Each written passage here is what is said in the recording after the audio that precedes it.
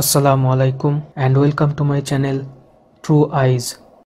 একটি অ্যালার্মিং বিষয় সামনে আসছে। 8ই এপ্রিলের গ্রেট আমেরিকান সোলার এক্লিপস নিয়ে বলেছিলাম। এটা একটি অত্যন্ত গুরুত্বপূর্ণ ইভেন্ট ছিল, যেটা হয়ে যাওয়ার পরে ব্যাপক পরিমাণে পরিবর্তন আসবে, প্যারাডাইম শিফটিং হতে চলেছে।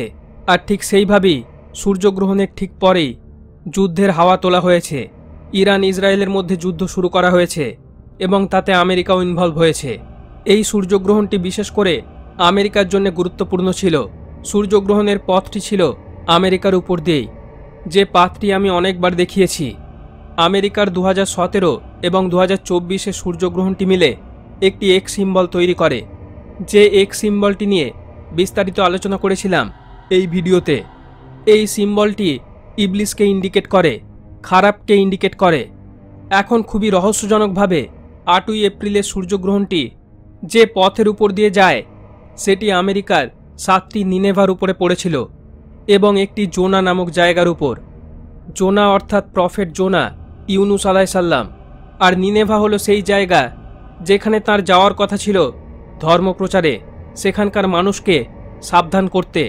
তিনি ওই জায়গায় যাননি, আর যে কারণে তাকে মাছের পেটে থাকতে হয়েছিল।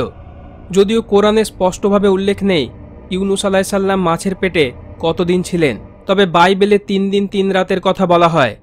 এই সময়টা তিনি ডার্কনেসের মধ্যে ছিলেন, সমুদ্রের অন্ধকার, তার সাথে মাছের পেটের অন্ধকার, একাধিক অন্ধকারের লেয়ারের মধ্যে তিনি ছিলেন।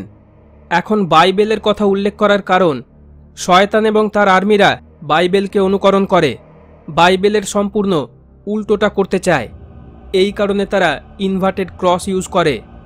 সূর্যগ্রহণের আগে অন্ধকারে থাকার ব্যাপারটি নিয়েও ভালো রকম প্রচার করা হচ্ছিল। বলা হচ্ছিল ওই সময় আমেরিকা সহ অনেক দেশ 3 দিন 3 রাত অন্ধকারের মধ্যে ডুবে যেতে পারে। বাইবেল অনুযায়ী জোনা এরপর মাছের পেট থেকে বেরিয়ে নিনেভাতে যান এবং তিনি সেখানে গিয়ে বলেন তারা যদি ক্ষমা প্রার্থনা না করে তাহলে 40 দিনের মধ্যে গড নিনেভাকে ধ্বংস করে দেবেন। তারপর নিনেভার মানুষ রিপেন্ট করেছিল, ক্ষমা প্রার্থনা করেছিল, আর যে কারণে নিনেভাকে ধ্বংস করা হয়নি। ইউনুস আলাইসাল্লাম এই কারণেই নিনেভাতে যাচ্ছিলেন না, কারণ নিনেভার মানুষ বানি ইসরায়েলীয়দের শত্রু ছিল। অ্যাকর্ডিং টু বাইবেল তিনি আগে থেকে এই কারণে স্থির করে নিয়েছিলেন ওই জায়গায় তিনি যাবেন না। কিন্তু বিষয়টা অন্যরকম দাঁড়ায়। নিনেভার মানুষ রিপেন্ট করেছিল, তারা ক্ষমা চেয়ে নেয় এবং শাস্তি পায় না। বানি ইসরায়েলীয়দের শত্রু, কিন্তু তারা শেষ পর্যন্ত শাস্তি পেল না। এবার ঠিক তার অপোজিটটা করার চেষ্টা করছে শয়তানের আর্মিরা, ইসরায়েলের বন্ধু আমেরিকা, কিন্তু তারা তাদের উপরেই আনতে চাইছে রাপচার। রাপচার অর্থাৎ বিদীর্ণ হয়ে যাওয়া, বিচ্ছিন্ন হয়ে যাওয়া, বিপর্যয়ও বলতে পারেন। অনেকেই মনে করছেন সিভিল ওয়ারও শুরু হতে পারে, গৃহযুদ্ধ। এই সম্পর্কিত সিম্পসনের একটি কার্টুন আছে যেখানে 18ই মের কথা বলা হচ্ছে, যেই দিন রাপচার হবে আমেরিকাতে।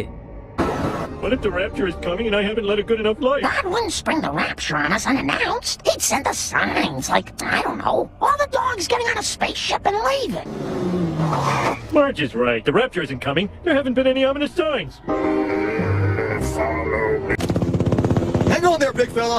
We'll save ya. Judgment Day is at hand. 3:15 p.m., May 18th. That's when the rapture will begin. May 18th? That's 1 week from today.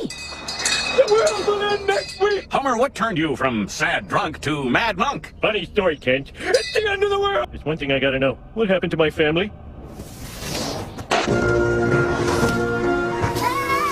এখন যদি দেখা যায় 8ই এপ্রিল থেকে 18ই মে ঠিক 40 দিন হচ্ছে, অর্থাৎ যেটা গড করেননি সেটাই শয়তান করতে চাইছে। নিনেভাকে ধ্বংস করা হয়নি, কিন্তু এখানে ধ্বংস আনা হবে।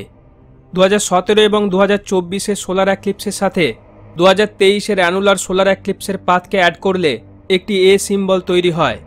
এই এ সিম্বলটিও সিম্পসনস কার্টুনে দেখানো হয়েছে।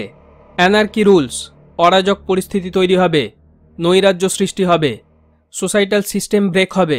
বিষয়টি কোনো ভালো ইঙ্গিত বহন করছে না। 18ই মের পর রাপচার শুরু হতে পারে। ঠিক যেইভাবে বাইবেলে বলা আছে 40 দিনের মধ্যে যদি তারা রিপেন্ট না করে তাহলে তাদের সিটিকে ধ্বংস করে দেওয়া হবে। এরপর সময়ই বলে দেবে কি হতে পারে ভবিষ্যতে।